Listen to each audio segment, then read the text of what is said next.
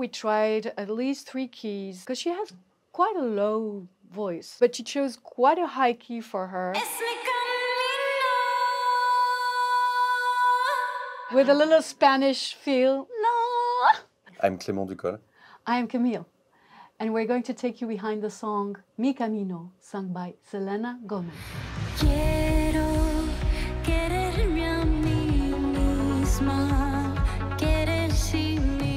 First, it was a text message from Jacques, and then little by little we had dinner and discussions about the project. Jacques wanted us to be involved from the very beginning of the film constructions and the script construction. The songs and the music is not just reflecting the story, but it's part of the story. I got involved as a songwriter, and we started very naturally in the same place. We would listen to him and his collaborator, Thomas Guin, talking about the script, and in the afternoon we would go in the studio and work on the songs. At the beginning we had just a treatment, it was not a script, so we were just pointing out the scenes that could be used for a song. Jacques never comes with directions.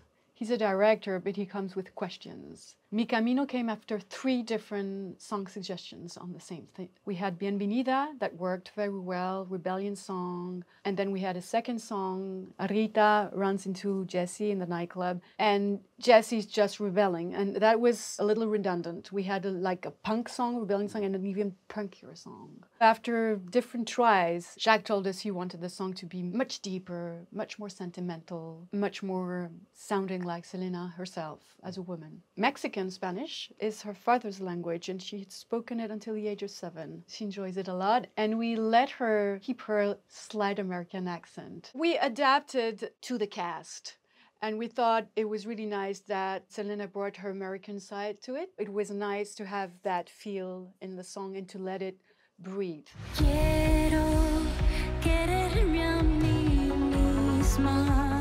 At the beginning it was just a piano vocal stuff.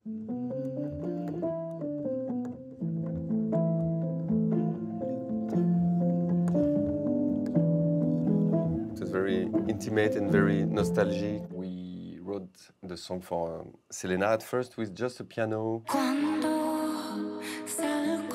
Just a piano.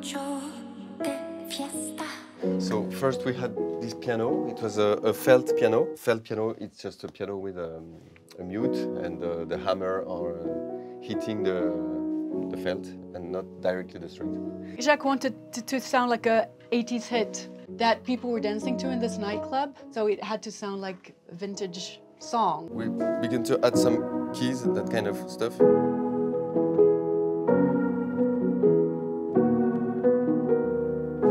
And then we have some rise, like we had that arpeggio synth.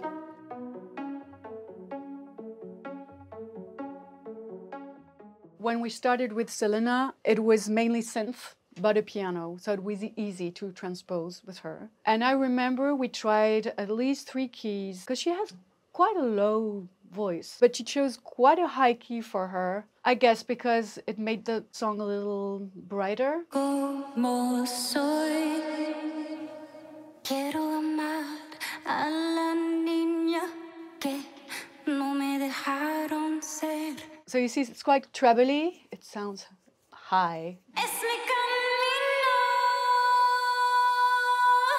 With a little Spanish feel. No. We add some percussion. It's a mix between plugins and real orchestral percussion. This one, I think it's live instruments. It's a bass drum and a floor tom, and we have a MIDI like that. Then we have a kick, beginning the action, you know. We have this bell in many cues in the film to translate a bit of the drama of the film. In the lyrics of the song, she says, "Si me caigo en la barranca, es mi barranca," which means if I fall down the cliff, it's my cliff. It's part of the building of the song to announce there's something dramatic coming up. We have rhythm build up, this one. Continue to build up, something more Latin feeling. It's a mix between process drums and real drums.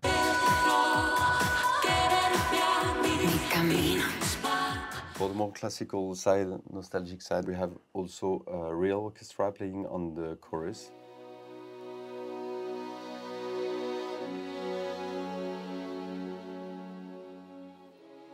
So with the piano.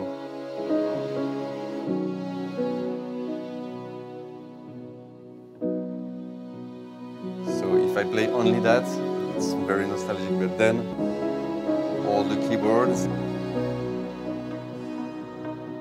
we have all the rhythm.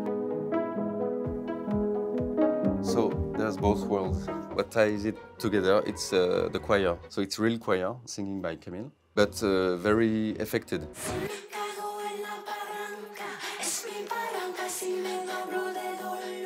We have that kind of rhythmic stuff with breath. It's an element that we have a lot in the film. We have that kind of choir with an effect called Alter Boy from Sound Toys. It's an effect that I love because it's robotic voice, strange. The breaths came with a counter phrase in the introduction and the bridge of the song.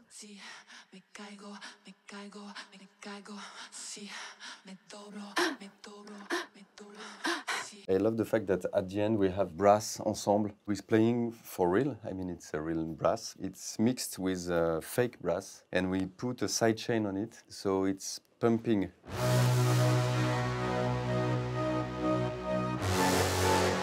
So it's real brass, but very dense, and with the strings, it's the same.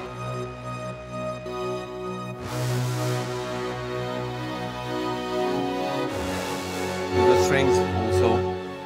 It's a full orchestra with a sidechain. I love that. And we have a little hidden part that I love because it's a friend of mine. It's one of the best cellists in the world, I think. He's Pierre-François Dufour. He made just a little arpeggio at the end. Actually, nobody can hear it. It's just ear candy, but very hidden, you know, under the carpet.